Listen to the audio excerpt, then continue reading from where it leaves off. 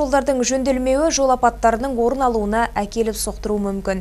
Осыған орай полиция департаменті мамандары жол қауіпсіздігін қамтамасыз ету мақсатында 1500-ден астам жол тексерулерін жүргізген. 11 айда атқарылған іс-шаралардың нәтижесінде талай кемшіліктер анықталған.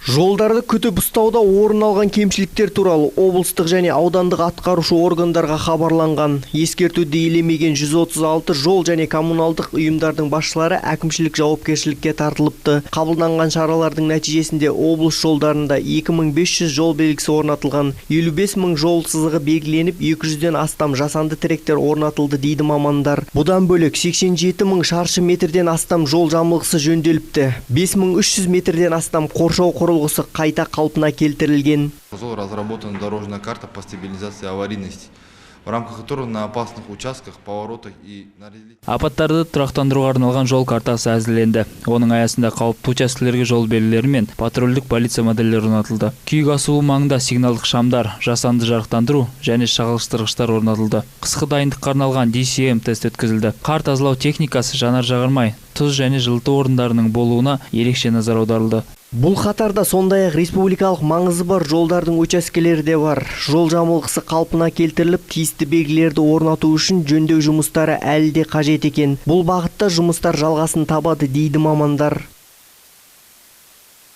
Санат Аралбек, Айбек Абдықадыров, Jet News.